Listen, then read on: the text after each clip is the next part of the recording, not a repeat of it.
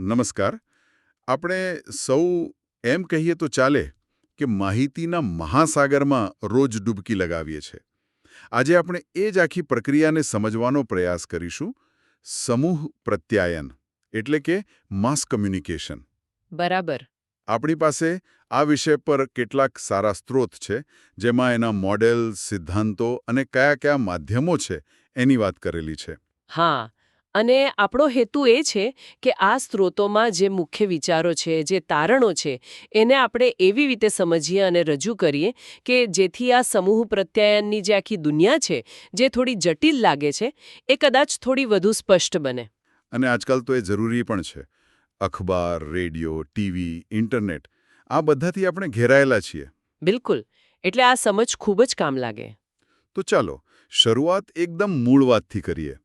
આપણે પ્રત્યાયન શબ્દ બહુ વાપરીએ છીએ, કમ્યુનિકેશન. પણ સ્ત્રોત શું કહે છે એના વિશે? આ શબ્દ આવ્યો ક્યાંથી? એનો અર્થ શું છે? હા, તો સ્ત્રોત એવું જણાવે છે કે જે અંગ્રેજી શબ્દ છે કમ્યુનિકેશન, એ લેટિન ભાષાના બે શબ્દો પરથી આવ્યો છે, કમ્યુનિસ અને કમ્યુનિકેરે. કમ્યુનિસ અને કમ્યુનિકારે. હા, અને આ બંનેનો મૂળ અર્થ થાય છે સામાન્ય, એટલે કે કોમન. તો પ્રત્યાયનનો જે પાયાનો હેતુ છે ને, એ કંઈક સામાન્ય બનાવવાનો છે. એટલે કે સમજણ ઊભી કરવાનો. બરાબર. વિચારો હોય, માહિતી હોય, કોઈ લાગણી કે અભિગમ હોય, એને એક વ્યક્તિથી બીજી વ્યક્તિ સુધી પહોંચાડીને એમની વચ્ચે એક કોમન ગ્રાઉન્ડ, એક સામાન્ય સમજ ઊભી કરવી. રસપ્રદ વાત છે. એટલે ખાલી મેસેજ મોકલી દીધો એટલું જ નહીં, પણ એક પ્રકારની સામાન્ય ભૂમિ તૈયાર કરવી. અને સ્ત્રોતમાં એમ પણ છે કે એનો એક ભૌતિક અર્થ પણ છે, કોઈ રસ્તો, માર્ગ કે માધ્યમ. હા, એ પણ છે. અને ઔદ્યોગિક ક્રાંતિ પછી તો આ માધ્યમોનો જબરદસ્ત વિકાસ થયો. મુદ્રણ કળા આવી, પછી તાર, photography, wireless. Radio, cinema, TV. હા, અને હવે ઇન્ટરનેટ. આ બધા ટેકનોલોજી આધારિત માધ્યમોએ આખી પ્રત્યાયનની રીત જ બદલી નાખી. એની પહોંચ પણ વધારી દીધી અને આના લીધે જ સમૂહ પ્રત્યાયન શક્ય બન્યું. તો પછી અહીંયા જ મારો બીજો સવાલ આવે છે.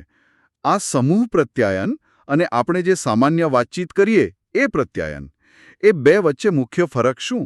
શું દરેક વાતચીત સમૂહ પ્રત્યાયન કહેવાય? ના ના, એવું બિલકુલ નથી.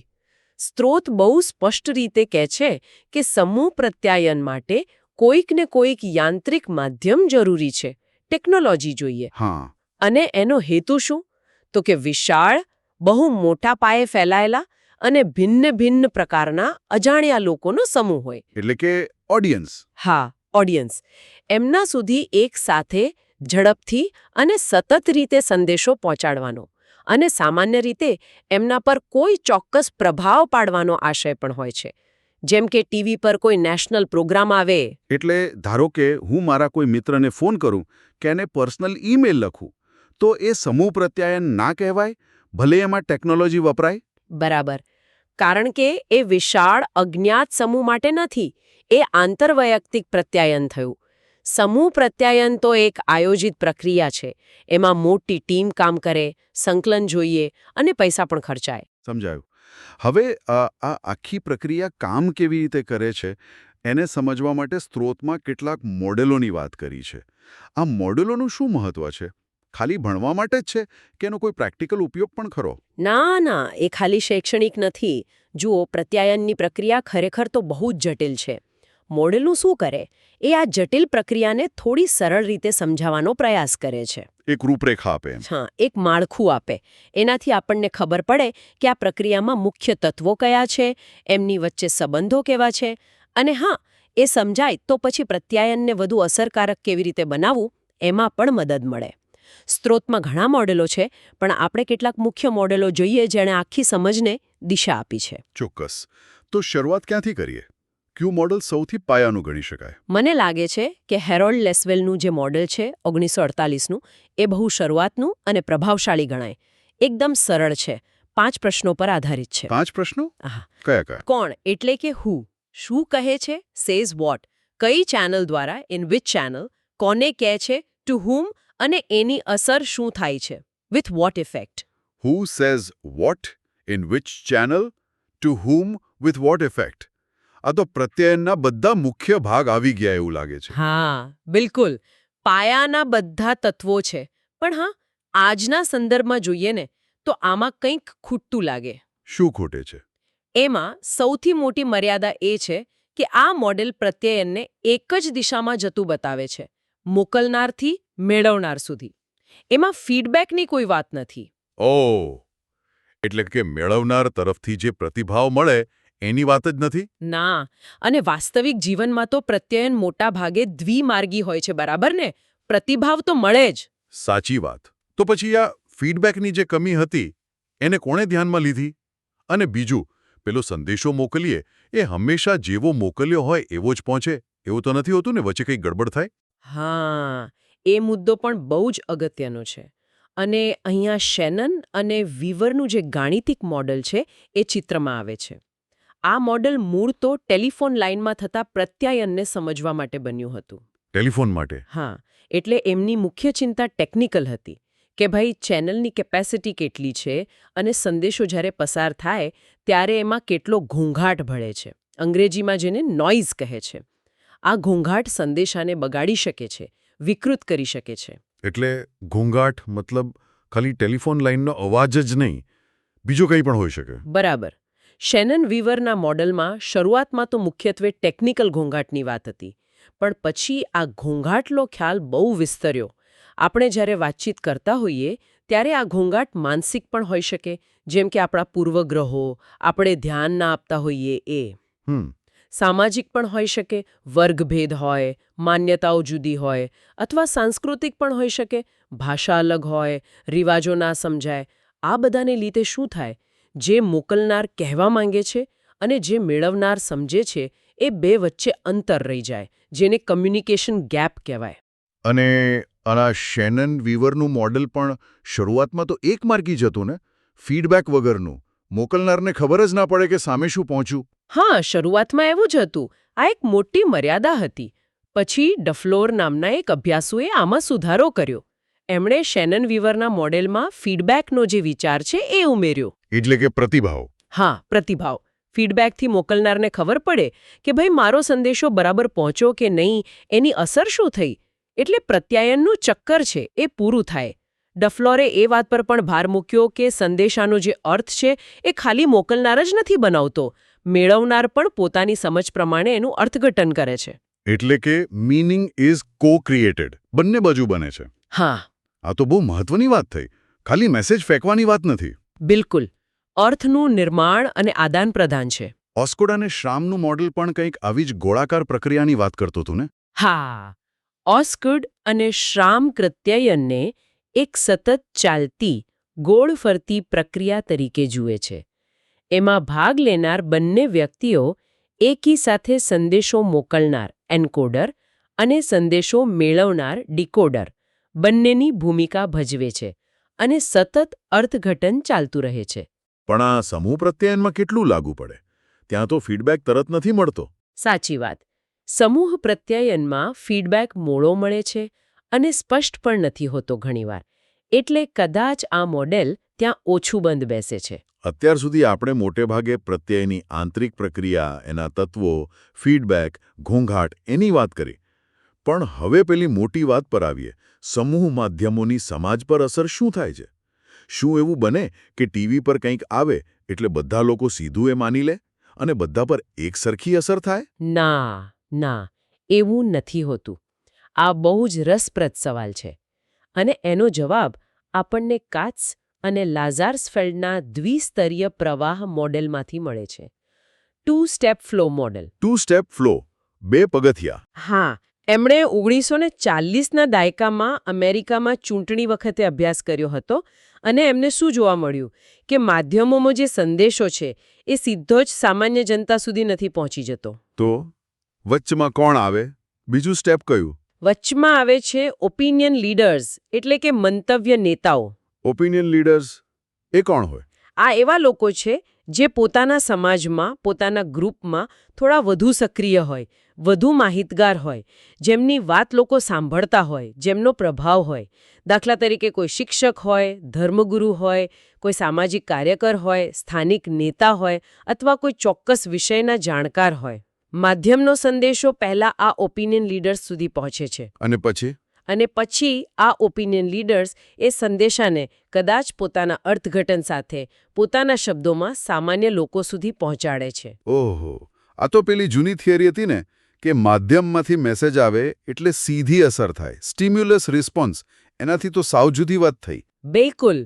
આ મોડેલ એવું કહે છે કે લોકો માધ્યમોનો સંદેશો લઈને સીધી પ્રતિક્રિયા નથી આપતા. એ લોકો ઓપિનિયન લીડર સાથે ચર્ચા કરે છે, એમના મંતવ્યો જાણે છે, બીજા લોકો શું કહે છે એ સાંભળે છે અને પછી પોતાનો અભિપ્રાય બનાવે છે. એટલે આ મોડેલ પ્રત્યાયનની પ્રક્રિયામાં સામાજિક સંબંધો અને ચર્ચા વિચારણાનું મહત્વ દર્શાવે છે. આ ઓપિનિયન લીડરવાળી વાત તો આજે પણ એટલી જ સાચી લાગે છે. કદાચ આજે સોશિયલ મીડિયા પર જે ઇન્ફ્લુએન્સર્સ છે એ આજના ઓપિનિયન લીડર ગણી શકાય? હા, ચોક્કસ. એવું કહી શકાય. સ્વરૂપ બદલાયું છે પણ સિદ્ધાંત તો એ જ છે. પણ શું બધી જ માહિતી આ જ રીતે 2 સ્ટેપમાં જ ફેલાય? કોઈ ઘટના બહુ મોટી હોય કે નાની હોય એનાથી કંઈ ફરક પડે ખરો? હા, એના માટે ગ્રીનબર્ગની જે વક્રરેખાનો સિદ્ધાંત છે એ સમજાવે છે કે લોકો માહિતી ક્યાંથી મેળવે છે એ ઘટના કેટલી મહત્વની છે એના પર આધાર રાખે છે. જે વક્રરેખા એ કઈ રીતે? જુઓ, એમાં 3 સ્થિતિ છે. પહેલી, જો ઘટના બહુ ઓછી મહત્વની હોય, દાખલા તરીકે કોઈ એકદમ નાના ચોક્કસ વ્યવસાયિક જૂથને લગતા સમાચાર હોય તો માધ્યમો એને બહુ કવરેજ ના આપે. આવા સમાચાર મોટે ભાગે લોકો એકબીજા પાસેથી વ્યક્તિગત સંપર્કોથી કે વાતચીતથી જ જાણે. બરાબર. એટલે માધ્યમોનો રોલ ઓછો. અને બીજી સ્થિતિ? બીજી સ્થિતિ, જો ઘટના મધ્યમ મહત્વની હોય, જેમ કે ચૂંટણીના પરિણામો આવે કે વડાપ્રધાન કોઈ ભાષણ આપે, આવી ઘટનાઓને માધ્યમો પૂરતું મહત્વ આપે છે. અને મોટાભાગના લોકો આ માહિતી સીધી માધ્યમોમાંથી જ મેળવે છે, ટીવી, અખબાર વગેરે. અને ત્રીજી સ્થિતિ, સૌથી મહત્વની ઘટનાઓ. હા, ત્રીજી સ્થિતિ છે અત્યંત મહત્વની અથવા નાટ્યાત્મક ઘટનાઓ. સ્ત્રોતમાં રાજીવ ગાંધીની હત્યાનો કે હર્ષદ મહેતાના કૌભાંડનો ઉલ્લેખ છે. આવી ઘટનાઓને માધ્યમો ખૂબ જ ચગાવે છે, બરાબર? હા, બ્રેકિંગ ન્યૂઝ ચાલે કલાકો સુધી. બસ, તો આવી સ્થિતિમાં શું થાય? લોકો માધ્યમો પાસેથી તો માહિતી મેળવે જ છે, પણ સાથે સાથે એટલી જ ઝડપથી એકબીજા પાસેથી પણ માહિતી મેળવે છે અને ફેલાવે છે. વાતો થાય, ચર્ચાઓ થાય. એટલે અહીં માધ્યમો અને વ્યક્તિગત પ્રત્યાયન બંનેનો પ્રવાહ તેજ હોય છે. સમજાયું. એટલે ઘટનાનું મહત્વ નક્કી કરે છે કે માહિતી કયા રસ્તે વધુ વહે છે. હવે વિલ્બર શ્રામનું પણ એક મોડલ હતું ને, સમૂહ પ્રત્યાયનનું. એમણે વ્યક્તિગત અને સમૂહ પ્રત્યાયનને જોડવાનો પ્રયત્ન કર્યો હતો. હા, શ્રામે એ સમજાવવાનો પ્રયત્ન કર્યો કે સમાજ એટલે શું. તો કે જુદી જુદી વ્યક્તિઓનો એક સમૂહ, જેમના સંબંધો કદાચ બહુ ગાઢ ના પણ હોય. માધ્યમો આ સમૂહ પર અસર કરે છે, પણ પછી આ લોકો અંદરો અંદર એ સંદેશાની ચર્ચા પણ કરે છે, જેમ આપણે પેલા 2 સ્ટેપ ફ્લોમાં જોયું. અને શ્રામે ફીડબેક વિશે શું કહ્યું સમૂહ પ્રત્યાયનમાં? શ્રામે એ નોંધ્યું કે સમૂહ પ્રત્યાયનમાં ફીડબેક વ્યક્તિગત વાતચીત જેવો સીધો અને તાત્કાલિક નથી હોતો. એ આડકતરો હોય છે અને મોડો મળે છે. દાખલા તરીકે કોઈ છાપાનો ફેલાવો ઘટી જાય કે કોઈ ટીવી કાર્યક્રમ લોકો જોવાનું બંધ કરી દે તો એ એક પ્રકારનો ફીડબેક જ છે, પણ એ મળતા વાર લાગે છે. તો આટલા બધા મોડેલોની આપણે વાત કરી, લાસવેલથી શરૂ કરીને શામ સુધી. આ આખી સફર પરથી શું તારણ કાઢી શકાય? કોઈ એક મોડેલ છે જે સર્વશ્રેષ્ઠ કહી શકાય? ના, એવું તો ના કહી શકાય કે કોઈ એક મોડેલ સંપૂર્ણ છે. દરેક મોડેલ પ્રત્યાયનના કોઈક ને કોઈક પાસા પર પ્રકાશ પાડે છે. આપણે એ જોયું કે આપણી સમજ કેવી રીતે વિકસતી ગઈ.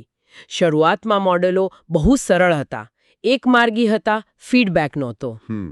પછી ધીમે ધીમે એમાં ફીડબેક આવ્યો, ઘોંઘાટનો ખ્યાલ આવ્યો, પછી સામાજિક સંદર્ભ, ઓપિનિયન લીડર્સ, લોકો દ્વારા થતું અર્થઘટન, આ બધી જટિલતાઓ ઉમેરાતી ગઈ અને મોડેલો વધુ વાસ્તવિક બનતા ગયા.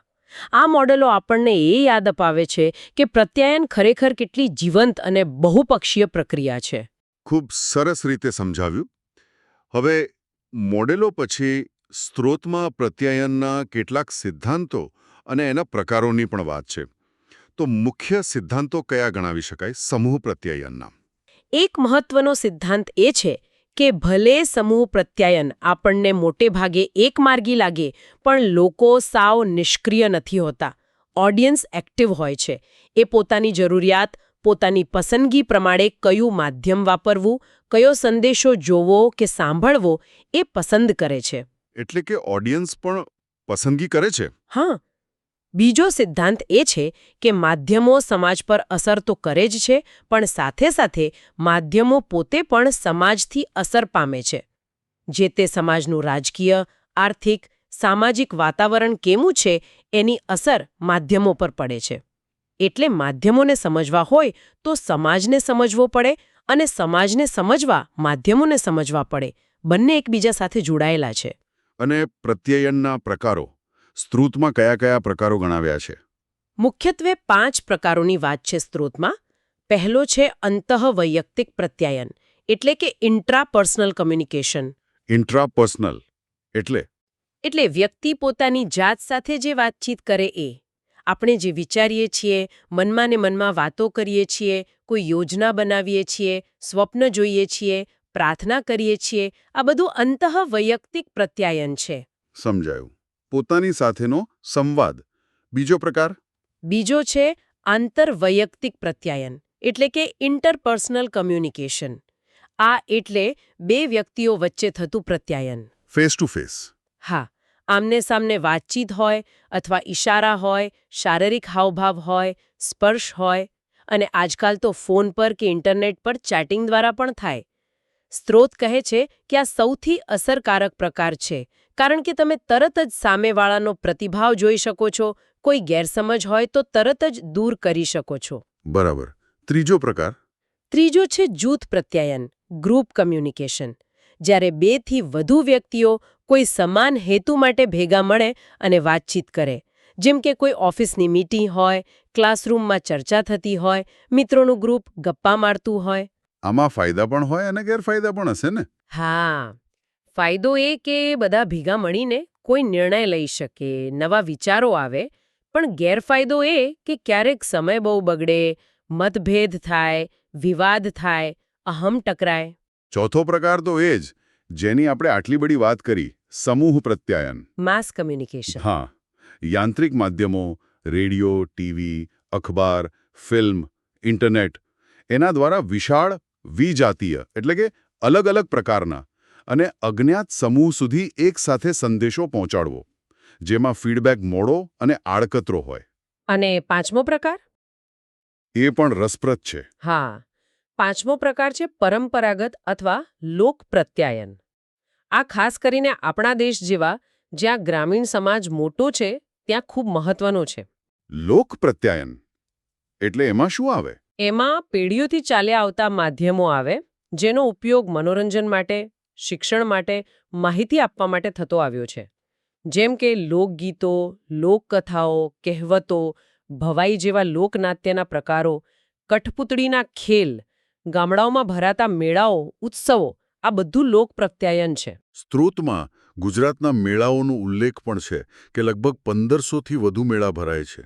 આ લોકમાધ્યમો આજે પણ એટલા જ મહત્વના છે, આજના ટીવી, ઇન્ટરનેટના જમાનામાં. ચોક્કસ. ખૂબ જ મહત્વના છે, કારણ કે એ ખાલી મનોરંજન નથી આપતા. એ સ્થાનિક સંસ્કૃતિને, પરંપરાઓને, મૂલ્યોને જીવંત રાખે છે અને ઘણીવાર સરકાર કે સામાજિક સંસ્થાઓ પણ કોઈ સામાજિક સંદેશો લોકો સુધી પહોંચાડવા માટે આ લોકમાધ્યમોનો બહુ અસરકારક રીતે ઉપયોગ કરે છે. કેમ અસરકારક?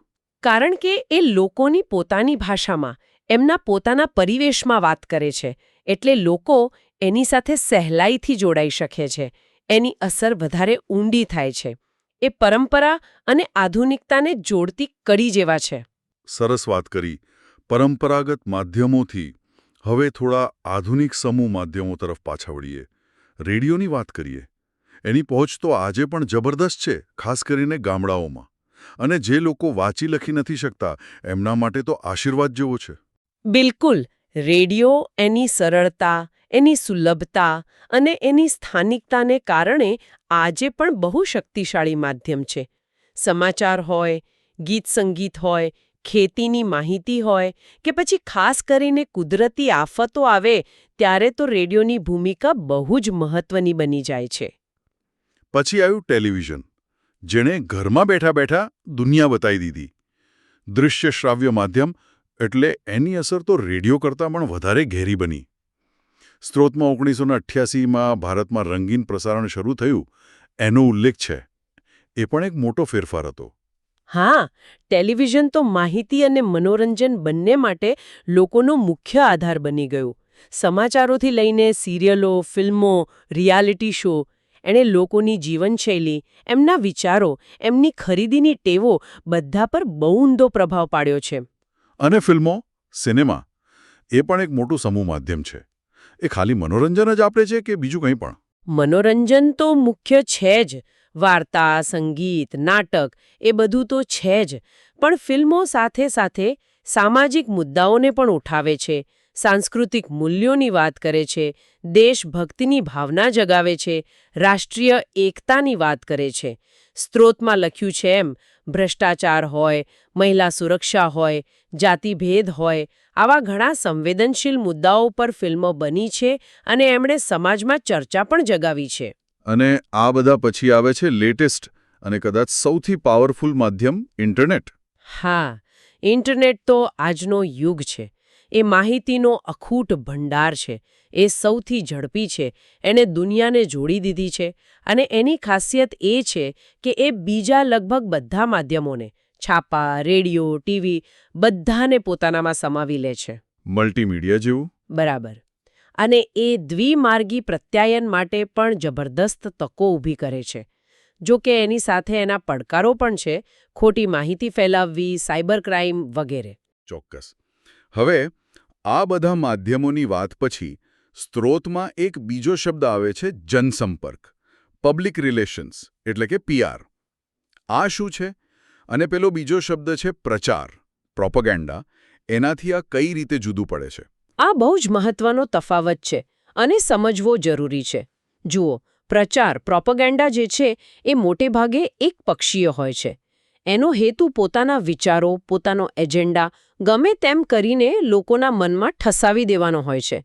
એમાં કદાચ અતિશયોક્તિ હોય, અડધી પડધી વાત હોય, સાચી વાત છુપાવવામાં આવી હોય એવું પણ બને. જ્યારે જનસંપર્ક? જનસંપર્ક એટલે કે PR એ દ્વિમાર્ગીય પ્રત્યાયન પર ભાર મૂકે છે.